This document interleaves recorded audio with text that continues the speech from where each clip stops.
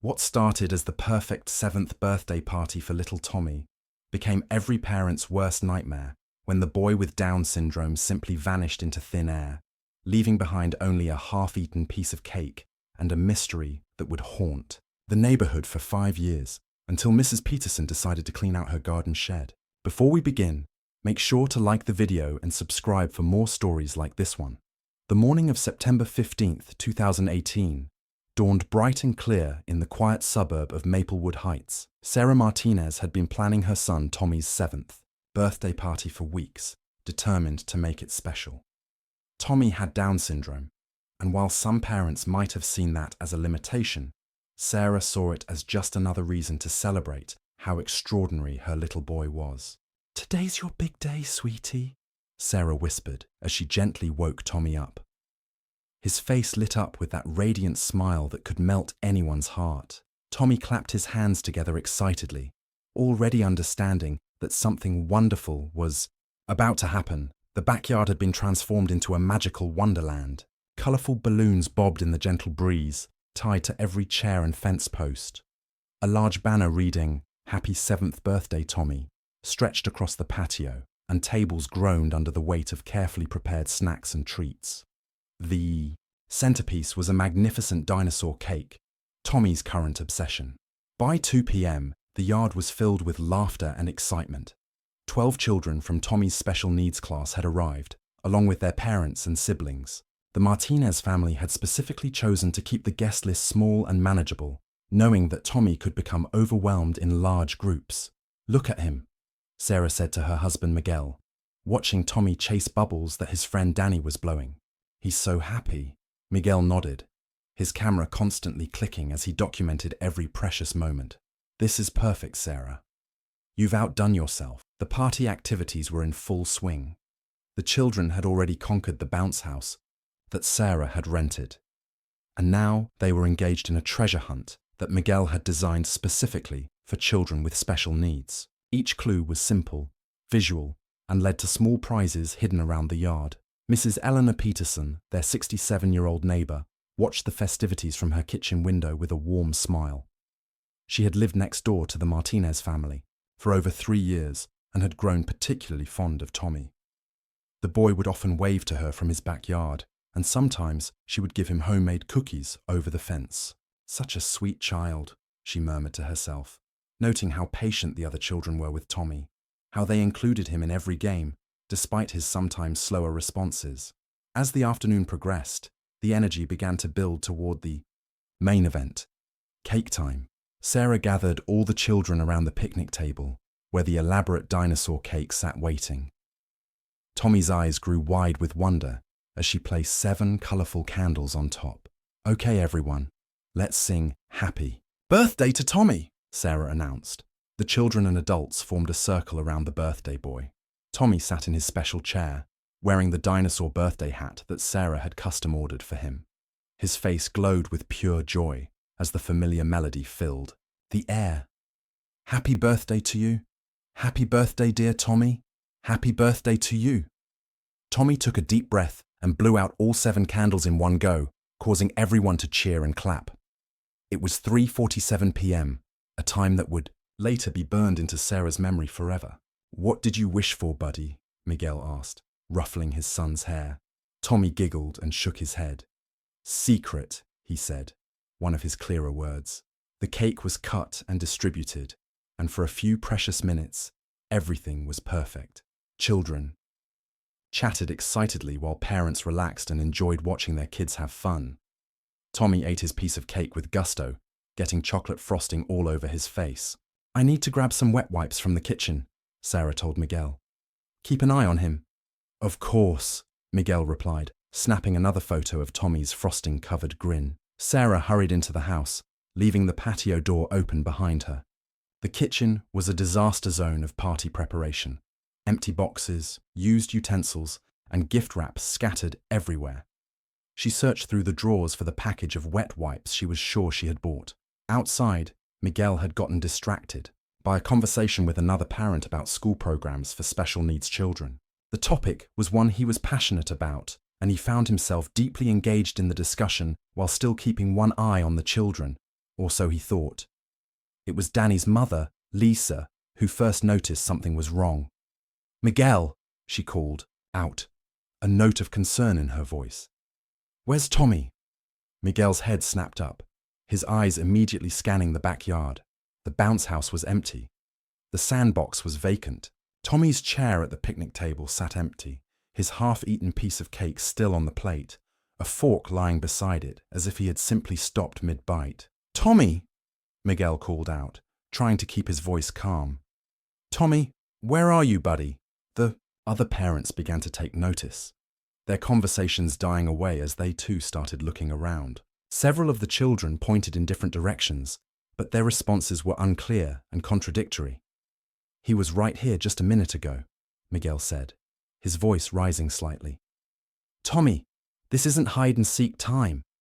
Sarah emerged from the kitchen with the wet wipes in hand, immediately sensing that something was wrong from the tension in the air.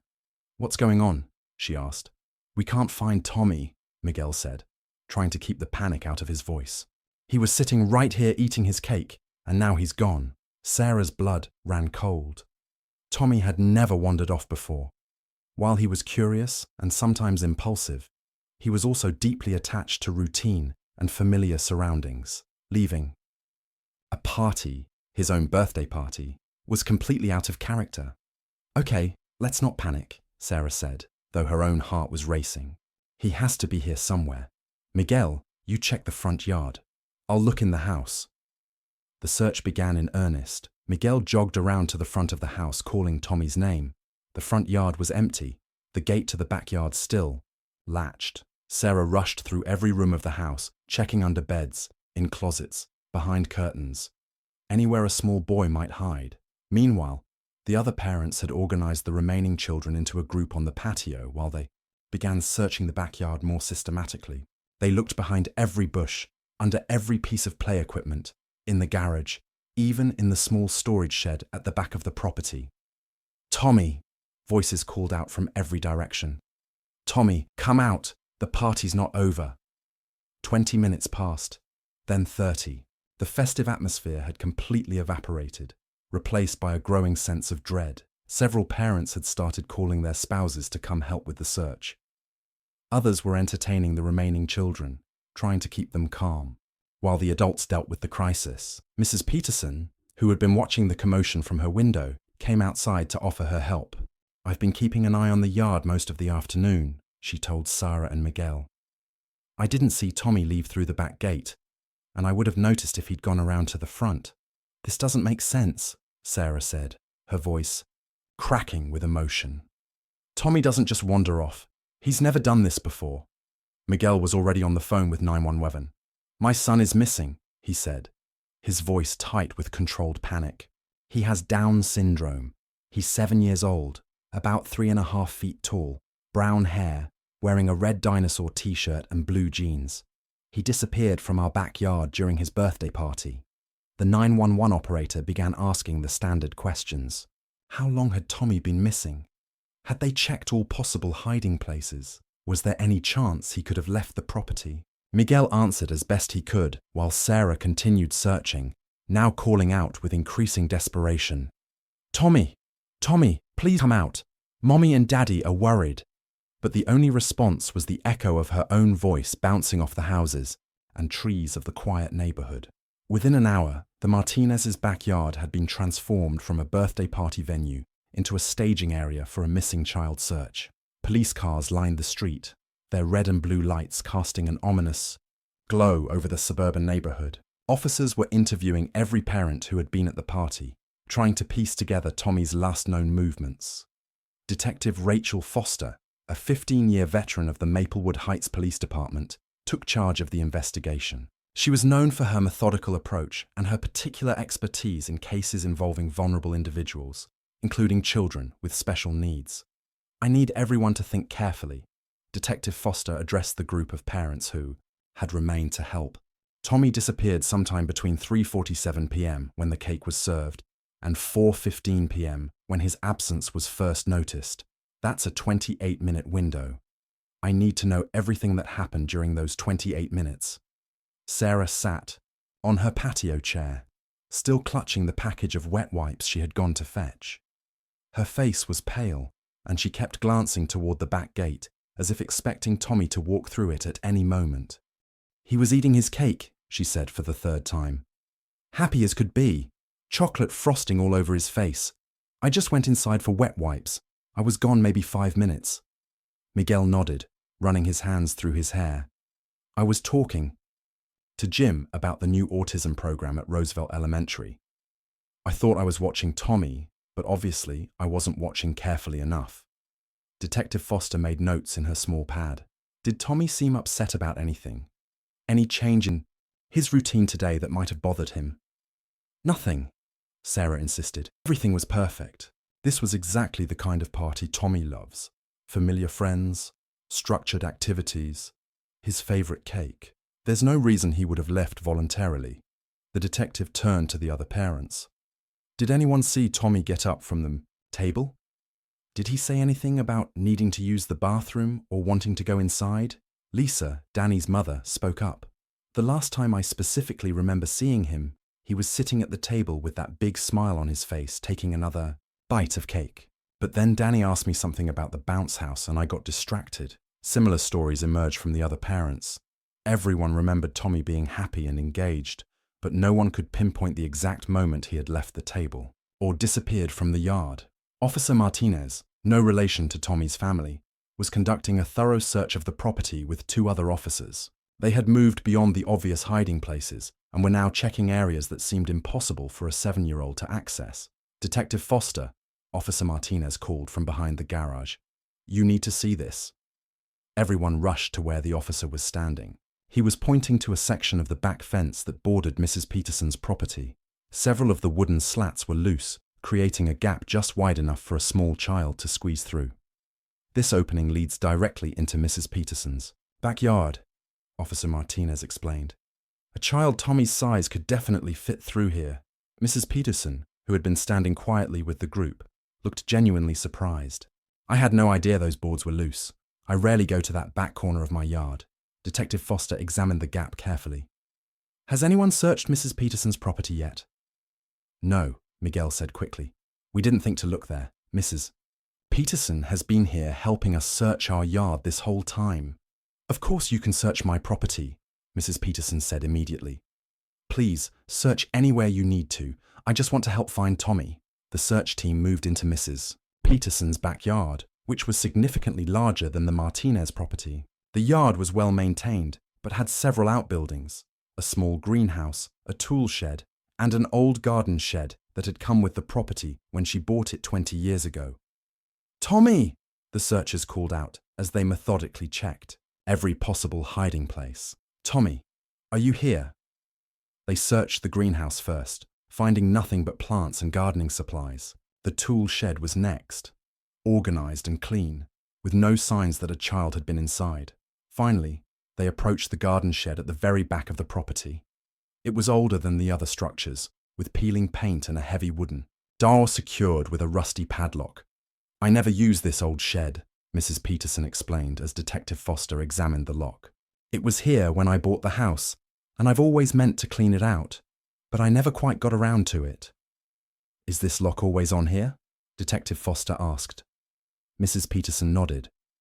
"As far as I know, I don't even have a key for it. The previous owners never gave me one." Detective Foster tested the lock and found it firmly secured. The metal showed signs of age and weather, but no recent scratches or attempts to force it open. "A 7-year-old couldn't have gotten into this shed and locked it behind him," she concluded. But they searched around the perimeter anyway, looking for any other way Tommy might have gotten inside.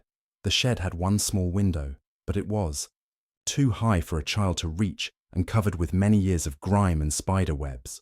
As the sun began to set, the search expanded beyond the immediate neighborhood. Volunteers from the community had begun arriving, organizing into groups to search the local park, the school playground, and the wooded area behind the subdivision. Sarah's sister Maria arrived from across town to help coordinate the volunteer effort. She set up a command center in the Martinez's kitchen, with maps of the area and sign-up sheets for search teams. "We're going to find him," Maria told Sarah, wrapping her sister in a tight hug. "Tommy's smart, and he knows his name and address. Someone will see him and bring him home. But as the hours passed with no sign of Tommy, the optimism began to fade. Detective Foster called in additional resources, K9 units, helicopter support, and specialized search teams trained in finding missing persons with developmental disabilities. The bloodhounds arrived just as darkness fell. Using one of Tommy's unwashed shirts, they picked up his scent immediately and began tracking through the neighborhood.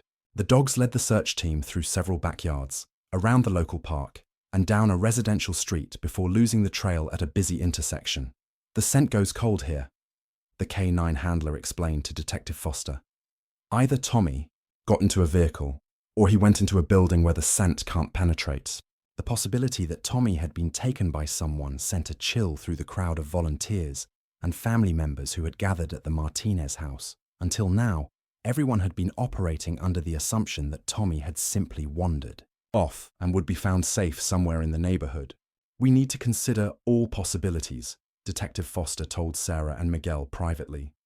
"Tommy may have left the party on his own, but he also may have been approached by someone who convinced him to leave." Sarah felt sick. "Tommy's trusting," she said. "He doesn't understand stranger danger the way other kids his age might. If someone seemed friendly and offered him something he wanted, we're going to find him," Detective Foster assured them. "I've called in an Amber Alert.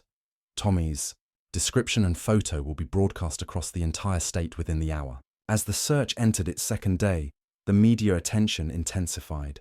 News vans lined the street outside the Martinez house, and reporters with cameras interviewed neighbors and volunteers. Tommy's story, a child with Down syndrome missing from his own birthday party, captured the public's attention and sympathy.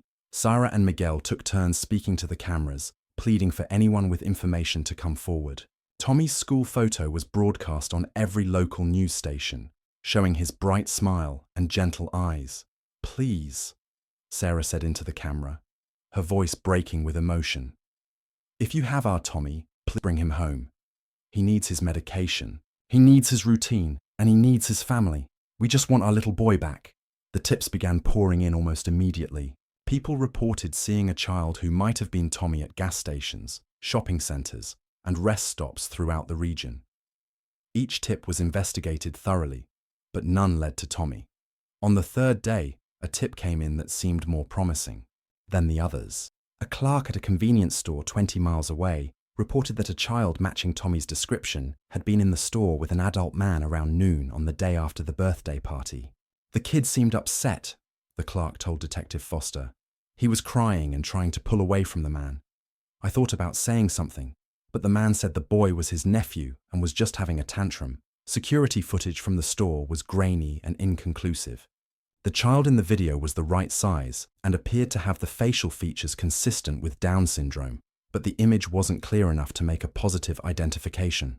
The man with him was wearing a baseball cap and kept his head down, Detective Foster explained to the family.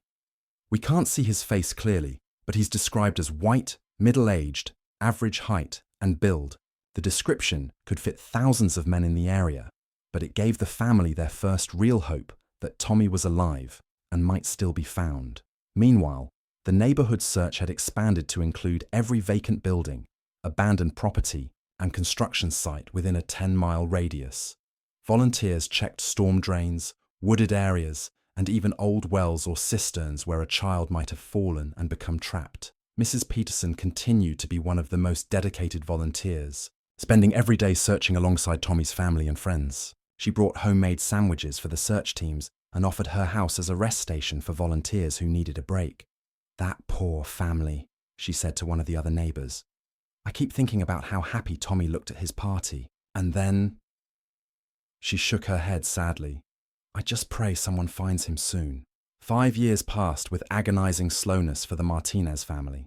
5 years of following false leads, of hoping every time the phone rang that it would be news about Tommy. 5 years of birthday parties that felt like funeral gatherings, of Christmas mornings that started with tears before the presents were even opened. Sarah had aged dramatically in those 5 years. Her dark hair now showed streaks of premature grey, and lines of worry had etched themselves permanently around her eyes. She had taken a leave of absence from her job as a nurse to focus on the search for Tommy, but as time passed and the official investigations scaled back, she found herself with little to do but wait and worry. Miguel had thrown himself into advocacy work, becoming a vocal spokesperson for missing children with disabilities. He spoke at conferences, worked with police departments to improve their search protocols, and lobbied for better tracking systems for vulnerable individuals. The work gave him purpose, but it couldn't fill the hole in his heart where his son used to be.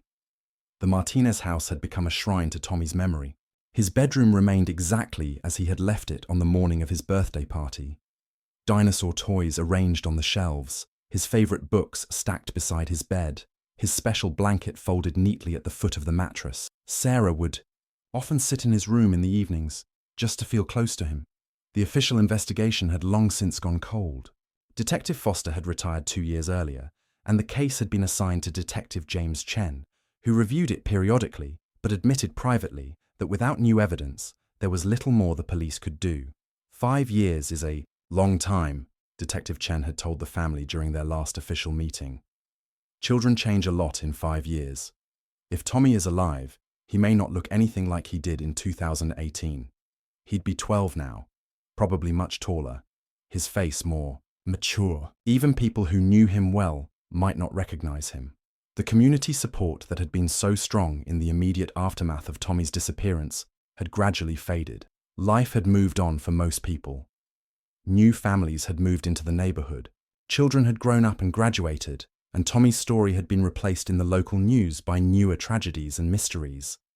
But Mrs. Peterson had never forgotten. Now 72 years old and moving more slowly than she once had, she still made a point to check on Sarah and Miguel regularly. She would bring them homemade meals, help with yard work, and most importantly, she would listen when they needed to talk about Tommy. "I think about him every day," she would tell Sarah. "Every time I look out my kitchen window into that backyard where his party was, I remember his laugh and that beautiful smile." Mrs. Peterson had developed some health issues over the years: arthritis that made gardening difficult, and a heart condition that required medication and regular checkups. Her children, who lived out of state, had been encouraging her to consider moving to a retirement community, but she was reluctant to leave the neighborhood where she had lived for over 20 years. It was on a crisp October morning in 2023 that Mrs. Peterson finally decided to tackle a project she had been putting off for years, cleaning out the old garden shed at the back of her property. Her arthritis had been manageable lately thanks to a new medication, and she had hired a neighborhood teenager, Jake, to help her with the heavy lifting. "I figure it's time to either use that old shed or get rid of it entirely," she told Jake as they walked across her backyard toward the structure. "I've been meaning to clean it out for 20 years, but there's always been something more pressing to do." The shed looked even more dilapidated than it had 5 years earlier. The paint was almost completely gone, revealing weathered grey wood underneath. Several shingles had blown off the roof, and the whole structure leaned slightly to one side. "Are you sure this thing is safe to go into?" Jake asked, eyeing the sagging roof beam. "It's been standing for at least 40 years, Mrs. Peterson replied. "I think it can handle us poking around inside for an hour or two." The rusty padlock that had secured the door for so many years had finally succumbed to the elements. Mrs. Peterson was able to work it free with a pair of bolt cutters that Jake had brought from his father's tool collection. "Here we go," she said, pulling the heavy wooden door open for the first time in decades. The smell hit them immediately, a musty, stale odor of decaying wood and old dampness, mixed with something else that Mrs. Peterson couldn't quite identify. Sunlight streamed through the open doorway, illuminating clouds of dust motes and revealing the shed's contents for the first time in years. The space was larger than it had appeared from outside, perhaps 10 feet by 12 feet, with a ceiling that peaked at about 8 feet in the center. Years of accumulated debris filled the interior. Old paint cans, rusty garden tools, rotting wooden planks, and piles of magazines and newspapers that had long since become illegible. "Wow," Jake said, covering his nose with his shirt. "This is going to take a while to clean out." Mrs. Peterson nodded, surveying the mess. "Why don't we start by clearing out anything obviously trash, and then we can see what might be worth keeping." They worked for about an hour, filling several large garbage bags with obvious debris. Jake carried out the paint cans and larger items, while Mrs. Peterson sorted through the smaller objects, setting aside a few items that might have some value or sentimental meaning. It was when Jake began moving a large stack of rotting plywood from the back corner of the shed that Mrs. Peterson first noticed something that made her heart skip a beat. "Jake, stop," she said suddenly. "Don't move that. Board yet." Behind the plywood, partially hidden by years of accumulated debris, was a flash of red fabric. Red fabric that looked suspiciously like a child's clothing. Mrs. Peterson approached slowly, her hand pressed to her chest as her heart began to race. Jake stood beside her, confused by her sudden change in demeanor. "Mrs. Peterson, what's wrong?" With trembling hands, she began to carefully move aside the debris that was covering the red fabric. As more of it became visible, her worst fears were confirmed. It was definitely a child's t-shirt, red with a cartoon dinosaur on the front. A dinosaur. T-shirt exactly like the one Tommy Martinez had been wearing the day he disappeared. "Oh my God," Mrs. Peterson whispered, her voice barely audible. "Oh my God, no." Jake looked over her shoulder and immediately understood why she was so upset. "Is that—" Mrs. Peterson couldn't speak.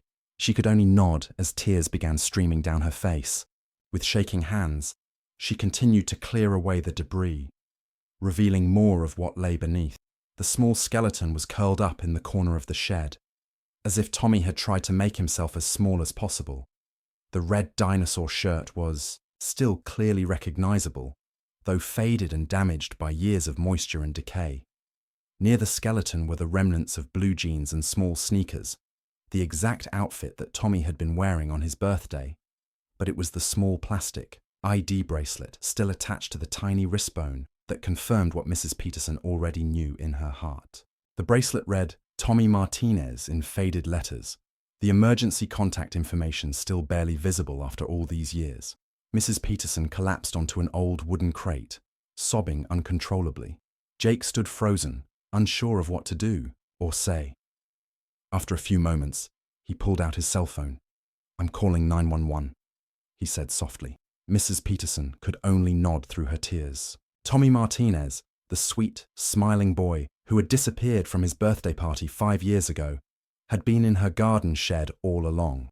The 911 call brought Detective Chen and the coroner's office to Mrs. Peterson's property within 20 minutes. Word spread quickly through the neighborhood, and soon the same street that had been filled with police cars and search teams 5 years earlier was once again crawling with law enforcement vehicles. Sarah and Miguel arrived just as the coroner was carefully documenting the scene inside the shed. Detective Chen met them at the edge of Mrs. Peterson's property, his face grim with the weight of the news he had to deliver. "I need you both to prepare yourselves," he said gently. "We've found what we believe to be Tommy's remains." Sarah's legs gave out beneath her, and Miguel had to catch her to keep her from falling. Even though they had known this day might come, even though they had prepared themselves for the possibility that Tommy might not be coming home alive, the reality of it was devastating beyond words. "Where?" Miguel asked, his voice cracking. "Where was he?" Detective Chen gestured toward the garden shed. "In Mrs. Peterson's old shed. It appears he's been there since the day he disappeared." Sarah looked toward the shed, then at Mrs. Peterson's house, trying to process what this meant. "But we searched everywhere. The police searched everywhere. The shed was locked," Detective Chen explained. "We checked it during the original investigation, but it was secured with an old padlock, and Mrs. Peterson said she didn't have a key. We had no reason to believe Tommy could have gotten inside." "Then how did he get in there?" Miguel demanded. "And how did no one find him for 5 years?" "We're still investigating," Detective Chen said. "The coroner will be able to tell us more after a complete examination, but preliminary observations suggest Tommy may have been in the shed since very shortly after he disappeared." Mrs. Peterson approached the family slowly, her face streaked with tears and her hands shaking.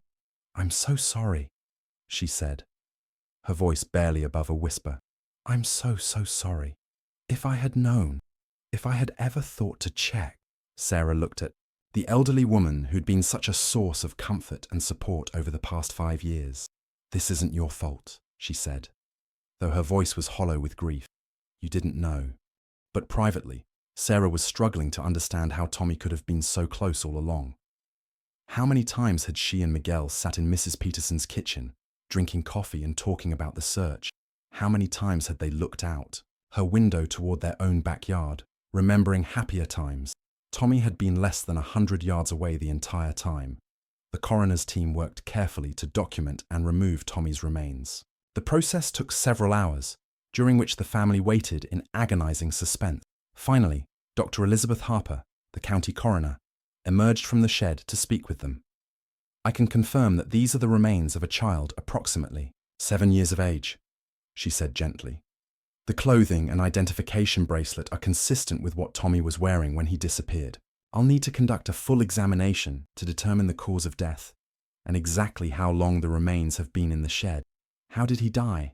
Sarah asked, dreading the answer. Dr. Harper hesitated.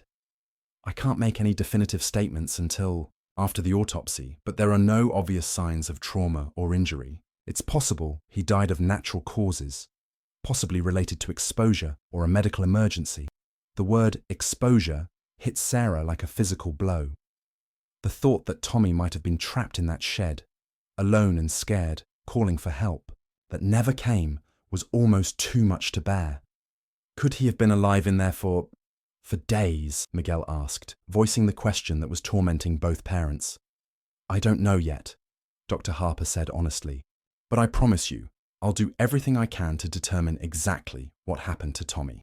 As the coroner's team loaded Tommy's remains into their van, Detective Chen began the difficult process of reopening the investigation. The original case file was retrieved from storage, and the detective began reviewing every detail with fresh eyes. "I need to ask Mrs. Peterson some questions," he told the family, "and I'll need to speak with both of you again as well. This discovery changes everything about the case." Mrs. Peterson was interviewed extensively about the shed, its history, and her access to it over the years. She explained that the structure had come with the property when she bought it in 2001, and that the previous owners had left it locked without providing her with a key. "I always meant to have a locksmith come and open it, or just cut the lock off myself," she told Detective Chen. "But it never seemed urgent. I had plenty of storage space in my garage and the tool shed. The old garden shed was just there." "Did you ever notice any unusual odors coming from the shed?" the detective asked. "Especially in the weeks or months after Tommy disappeared?" Mrs. Peterson thought carefully. "I don't remember anything specific," she said, "but I have a poor sense of smell due to some sinus problems, and I rarely went to that back corner of my yard. The shed is quite far from the house." Detective Chen made notes and continued his questioning. "Is it possible that someone else had access to the shed? A previous owner, a maintenance worker? Anyone who might have had a key?" "I don't think so," Mrs. Peterson replied. "I've lived here for over 20 years, and I've never seen anyone go near that shed except to look at it from the outside." The investigation began to focus on how Tommy could have gotten into a locked shed. Detective Chen brought in a locksmith to examine the old padlock in the shed door for any signs of tampering or forced entry. The locksmith's findings were puzzling. "This lock is old, probably installed in the 1980s or early 1990s, he told Detective Chen. "It's been exposed to weather for decades, but it doesn't show any signs of being forced or picked. If someone opened this lock, they did it with a key." "But Mrs. Peterson said she never had a key," the detective pointed out. "That doesn't mean a key doesn't exist," the locksmith replied. "These older locks weren't as sophisticated as modern ones. It's possible that multiple keys were made originally, or that someone had a master key, or even that the lock could be opened with a similar key from the same manufacturer. The possibility that someone else had access to the shed opened up disturbing new avenues of investigation. If Tommy hadn't simply wandered into the shed and become trapped, if someone had deliberately put him there, then his disappearance was not a tragic accident, but a crime. Detective Chen expanded the investigation to include background checks on all the previous owners of Mrs. Peterson's property, as well as any maintenance workers, contractors, or service personnel who might have had reason to be on the property over the years. Meanwhile, Dr. Harper was conducting her examination of Tommy's remains. The process was painstaking and emotional as she worked to piece together the final moments of the little boy's life. Her preliminary findings were both heartbreaking and puzzling. Tommy appeared to have died shortly after his disappearance, possibly within hours or days of being placed in the shed. There were no signs of physical trauma, no broken bones, or evidence of violence. Based on the condition of the remains and the environmental factors in the shed, Dr. Harper explained to the family, I believe Tommy died of dehydration and exposure. The shed would have been cold at night and hot during the day, with no ventilation or access to water. But how did he get in there? Sarah asked for the 100th time. And why didn't he try to get out? Dr. Harper hesitated before sharing her most disturbing finding. There were traces of a sedative in the bone marrow, she said quietly. Tommy may have been drugged before being placed in the shed. The room fell silent as the implications of this revelation sank in. If Tommy had been sedated, then his presence in the shed was definitely not accidental. Someone had deliberately taken him from his birthday party, drugged him, and left him to die in that locked shed. Who would do such a thing? Miguel asked, his voice shaking with rage and grief. Who would hurt an innocent child like that? Detective Chen leaned forward in his chair. That's what we're going to find out, he said grimly. I promise you, we're going to find whoever did this to Tommy. The discovery that Tommy had been drugged transformed the investigation from a missing person case to a homicide. Detective E. Chen assembled a task force of investigators and began systematically reviewing everyone who had been at the birthday party, everyone who lived in the neighborhood, and anyone who might have had access to Mrs. Peterson's shed. The sedative found in Tommy's remains was identified as a common sleep aid that could be purchased over the counter at any pharmacy.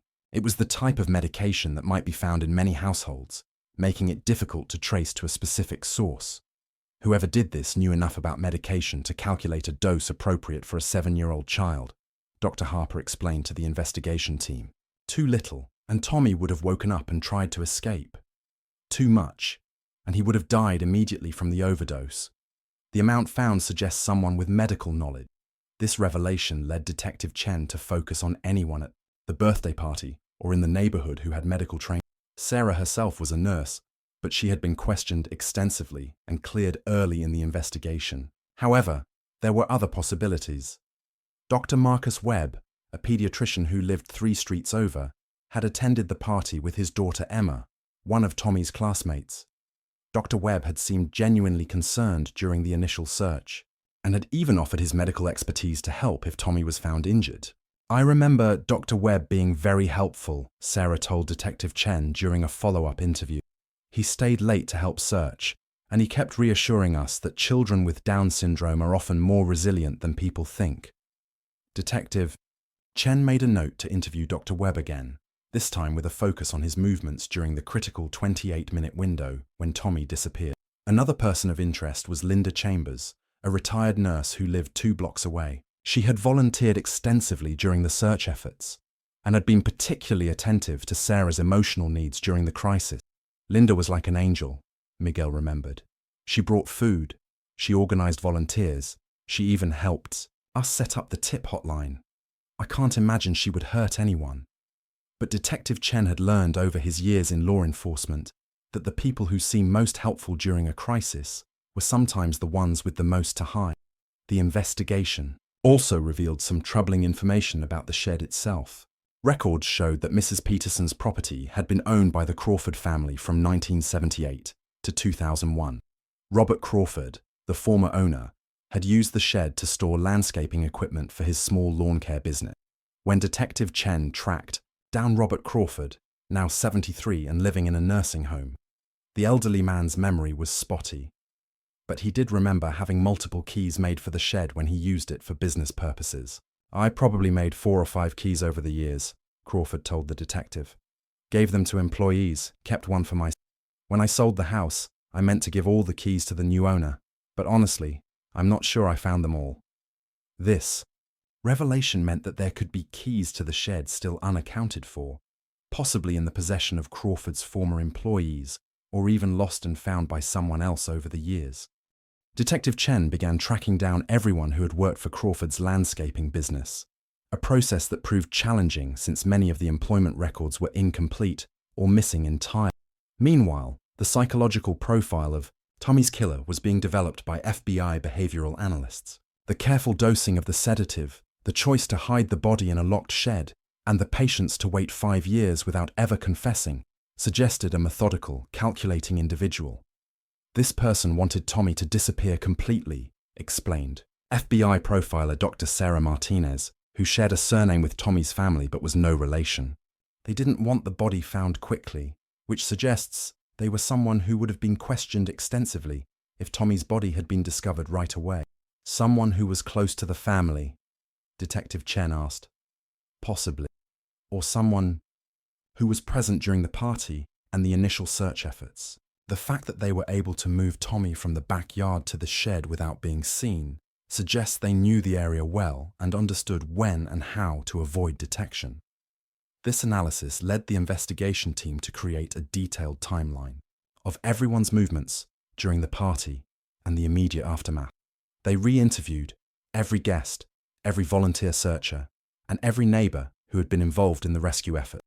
It was during this process that Detective Chen noticed something odd about Mrs. Peterson's statements. While her story about the shed had remained consistent, there were small discrepancies in her account of the day Tommy disappeared. In her original statement 5 years earlier, Mrs. Peterson had said she was watching the party from her kitchen window and had seen Tommy eating cake shortly before he disappeared. But in a more recent interview, she mentioned that she had been taking a nap that afternoon and hadn't seen much of the party at all. When confronted with this inconsistency, Mrs. Peterson seemed flustered. "I'm sorry," she said. "I'm 72 years old and it was 5 years ago. Sometimes I get confused about exactly what I remember versus what people told me happened." Detective Chen made a note to investigate Mrs. Peterson more thoroughly, though he found it difficult to imagine the frail, elderly woman overpowering a child and moving his body to the shed. The breakthrough in the case came from an unexpected source. Jake, the teenager who had been helping Mrs. Peterson clean out the shed, remembered something that he initially hadn't thought was important. "When we first opened the shed," he told Detective Chen, "there was this weird smell. Mrs. Peterson said it was just old wood and dampness, but it reminded me of something else." "What did it remind you of?" the detective asked. "My grandfather had diabetes, and sometimes when his blood sugar was off, he had this sweet, fruity smell on his breath. The shed smelled kind of like that, but stronger and more unpleasant." Dr. Harper was intrigued by this description. The fruity smell Jake described could be consistent with diabetic ketoacidosis, a dangerous condition that could occur in people with diabetes. But it could also be the smell of decomposition mixed with certain chemicals. "I'd like to test some soil samples from inside the shed," Dr. Harper told Detective Chen. "If someone used chemicals to mask or accelerate decomposition, there might still be traces in the soil." The soil tests revealed traces of lime, a substance commonly used to neutralize odors and accelerate decomposition. Someone had clearly made an effort to prevent Tommy's body from being discovered through smell. This finding supported the theory that Tommy's death was premeditated and that the killer had planned carefully to avoid detection. It also suggested someone with knowledge of how bodies decompose and how to hide evidence. Detective Chen was building a profile of someone who was methodical, knowledgeable about medical and chemical processes, and familiar enough with the neighborhood to move freely without arousing suspicion. The list of suspects was narrowing, but he still needed more concrete evidence. The case took another dramatic turn when Linda Chambers, the retired nurse who had been so helpful during the original search, suddenly left town. Her neighbors reported that she had packed up her house quickly and moved to Florida to be closer to family. When Detective Chen attempted to contact her for a follow-up interview, he discovered that the Florida address she had provided was false, and her phone number had been disconnected. "People don't usually run unless they have something to hide," Detective Chen told his team. "We need to find Linda Chambers." The search for Linda Chambers revealed a troubling history that had been overlooked during the original investigation. Before retiring, she had worked at several hospitals and had been quietly let go from 2 positions due to irregularities in her patient care. While there had never been formal charges filed, internal hospital records suggested that Linda had been suspected of administering unauthorized medications to patients, particularly elderly patients and children. "She had a pattern of boundary violations," explained Dr. Jessica Torres, a a former supervisor at one of the hospitals where Linda had worked. She would become overly involved with patients and their families, inserting herself into situations where she wasn't needed. This description matched Linda's behavior during Tommy's disappearance exactly. She had inserted herself into the family's crisis, becoming indispensable to Sarah and Miguel during their darkest hours. Detective Chen issued a BOLO, be on the lookout, alert for Linda Chambers and began working with law enforcement agencies across the country to track her down. Meanwhile, he continued building the case against her. A search warrant for Linda's abandoned house revealed disturbing evidence. Hidden in a box in the basement were newspaper clippings about Tommy's disappearance, photos from the birthday party that she had no reason to possess, and most damning of all, a small key that appeared to match the lock on Mrs. Peterson's garden shed. The key was tested by the locksmith who had examined the shed, and it was confirmed to be a perfect match. Linda Chambers had definitely had access to the shed where Tommy's body was found. But how had she obtained the key? Further investigation revealed that Linda had worked briefly for Robert Crawford's landscaping company in the early 1990s, handling bookkeeping and administrative tasks. She would have had access to the keys for all of Crawford's properties, including the shed behind what was now Mrs. Peterson's house. The pieces of the puzzle were falling into place, but Detective Chen still needed to find Linda and prove that she was responsible for Tommy's death. Linda Chambers was finally located in a small town in rural Georgia, living under the assumed name Linda Morrison, and working as a caregiver for elderly residents in a private home. She had been there for 6 months, and her employers described her as dedicated and caring, with a special talent for comforting people during difficult times. Detective Chen, accompanied by Georgia State Police, arrived at the care facility on a quiet Thursday morning. Linda was in the middle of feeding breakfast to one of her patients when she looked up and saw the officers approaching. For just a moment, her carefully maintained composure cracked, and Detective Chen saw a flash of fear and guilt in her eyes. Then she quickly recovered, setting down the spoon and wiping her hands on her apron. "Officers," she said calmly, "how can I help you?" "Linda Chambers, you're under arrest for the murder of Tommy Martinez," Detective Chen said, reading her rights as the Georgia officers placed her in handcuffs. Linda didn't resist or protest her innocence. Instead, she simply nodded and said, "I've been waiting for this day for 5 years." During the long drive back to Maplewood Heights, Linda remained mostly silent, but as they crossed into their home state, she finally began to talk. "I never meant for him to die," she said quietly. "That was never the plan." Detective Chen activated his recording device and began asking careful questions. "What was the plan, Linda?" She was quiet for a long moment, staring out the window at the passing landscape. "I wanted to save him," she finally said. "Tommy was such a special child, so innocent and pure. I could see how overwhelmed his parents were, how unprepared they were to give him the specialized care he needed. So you decided to take him from his birthday party?" Linda nodded slowly. "I had been watching the family for months, learning their routines, understanding Tommy's needs. I knew I could provide better care for him than they could." "You planned to kidnap him?" "Not kidnap," Linda said firmly. "Rescue. I was going to take him somewhere safe, somewhere he could receive proper care and attention. I had researched facilities, programs that specialized in children like Tommy." Detective Chen felt sick listening to Linda's twisted justification for her actions. "But you drugged him and left him to die in a shed." Tears began streaming down Linda's face. "It wasn't supposed to happen that way. The medication was just supposed to keep him calm during the transition. I had calculated the dose carefully, based on his weight and medical history." "How did you know his medical history?" "I volunteered at his school sometimes," Linda admitted. "I had access to his files, his medication schedule, everything. I thought I knew exactly how much to give him to keep him sedated but safe.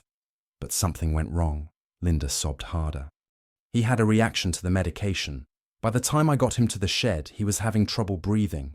I tried to help him, I really did, but he just got worse and worse." "Why didn't you call for help? Why didn't you take him to a hospital?" "I panicked," Linda said. "I knew if I called for help, they would arrest me. They wouldn't understand that I was trying to help Tommy. So I just held him until he stopped breathing." The confession was devastating to hear, but Detective Chen needed more detail. Why did you put his body in the shed? I didn't know what else to do, Linda said. I couldn't bear the thought of just leaving him somewhere, but I couldn't risk being caught with his body either. I remembered the old shed from when I worked for Mr. Crawford. I knew it was locked and that Mrs. Peterson never went back there. You kept the key all these years? Linda nodded. I kept several keys from my time working for Mr. Crawford. I never thought I'd need them, but when Tommy died, it seemed like the safest place to put him. And then you participated in the search, efforts, comforting his family while knowing exactly where he was. Linda's face crumpled with shame. I wanted to tell them. Every day for 5 years, I wanted to tell them where Tommy was. But I couldn't bear to see the hatred in their eyes when they learned what I had done. So you let them suffer for 5 years, wondering what happened to their son. I tried to help them, Linda protested weakly. I brought them food. I organized volunteers. I did everything I could to support them through their grief. While hiding the fact that you were responsible for causing that grief in the first place. Linda had no answer for that accusation. She simply sat in silence for the rest of the journey, occasionally wiping tears from her cheeks. When they arrived at the police station, Detective Chen called Sarah and Miguel to inform them that Tommy's killer had been caught and had confessed. The news brought a mixture of relief and renewed anguish to the family. 5 years, Sarah said, her voice hot. She comforted us for 5 years, knowing she had killed our son. Miguel was angry. She stole our child and then pretended to be our friend. She watched us suffer every single day and said nothing. Detective Chen understood their rage, but he also wanted them to have some closure. She's confessed to everything, he told them. There will be a trial, but there's no question about her guilt. Tommy will finally have justice. The news of Linda Chambers' arrest and confession spread quickly through the community. Neighbors who had worked alongside her during the search efforts felt betrayed and sickened by her deception. Mrs. Peterson was particularly devastated. She was in my house so many times over the years, she told Detective Chen. We had coffee together. We talked about Tommy. We wondered together what might have happened to him. All that time, she knew he was in my shed. She used your property to hide evidence of her crime, the detective replied. You had no way of knowing. But I should have checked that shed years ago, Mrs. Peterson said. If I had just cut off that lock and cleaned it out, Tommy could have been found and buried properly. His family could have had closure. Mrs. Peterson, Detective Chen said gently, you can't blame yourself for this. Linda Chambers is the only person responsible for what happened to Tommy. Linda Chambers was charged with first-degree murder, kidnapping, and tampering with evidence. Her confession made the prosecution's case straightforward, but the legal proceedings still took several months to work through the system. During this time, Sarah and Miguel had to endure the painful process of reliving Tommy's death through depositions, evidence reviews, and victim impact statements. Each detail of Linda's confession was like a knife wound, but they persevered because they wanted to see justice done for their son.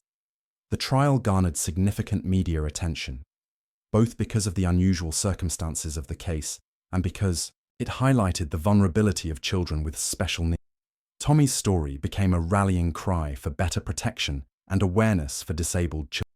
Linda's defense team attempted to argue that she had suffered from a mental illness that impaired her judgment, but the prosecution successfully demonstrated that her actions were premeditated and calculated. The careful dosing of the medication, the use of lime to mask decomposition, and her years of deception all pointed to someone who knew exactly what she was doing. Dr. Patricia Williams, a forensic psychiatrist who evaluated Linda, testified that, while the defendant showed signs of personality disorders, she was legally sane at the time of the crime and understood the difference between right and wrong. Ms. Chambers exhibits traits consistent with narcissistic personality disorder and what we call a savior complex, Dr. Williams explained to the jury. She genuinely believed she was helping Tommy, but her actions were still criminal and inexcusable. During the sentencing phase, Sarah and Miguel delivered heart-wrenching victim impact statements. Sarah spoke about the years of not knowing what had happened to Tommy, the sleepless nights wondering if he was suffering somewhere, the birthday parties that became annual reminders of life. You stole more than Tommy's life, Sarah told Linda, who sat stone-faced at the defendant's table. You stole our ability to grieve properly. to say goodbye, to give our son a proper burial. You stole 5 years of our lives while pretending to be our friend.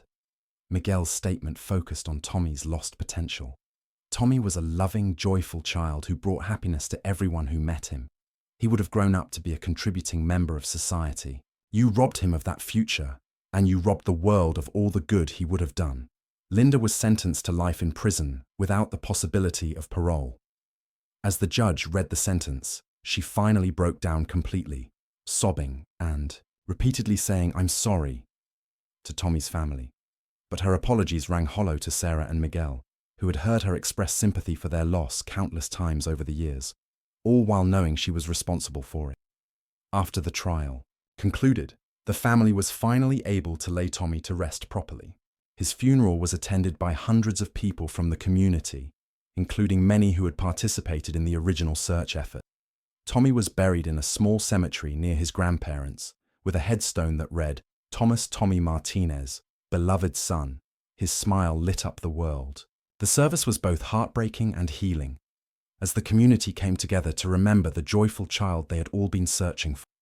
Mrs. Peterson attended the funeral, though she struggled with feelings of guilt about the role her property had played in the crime. She had offered to pay for the funeral expenses, but Sarah and Miguel had declined, understanding that she was as much a victim of Linda's deception as they were. "Tommy loved you," Sarah told Mrs. Peterson after the service. "He always waved to you from the backyard, and you always waved back.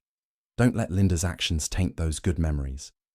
In the months following the trial, the Martinez family began the long process of healing. They established the Tommy Martinez Foundation, dedicated to improving safety protocols for children with special needs and providing support for families of missing children. Miguel returned to his advocacy work with renewed purpose, speaking at conferences about the unique vulnerabilities faced by children with disabilities. Sarah eventually returned to nursing, specializing in pediatric care and drawing strength from her ability to help other children. The case also led to changes in how missing person investigations are conducted.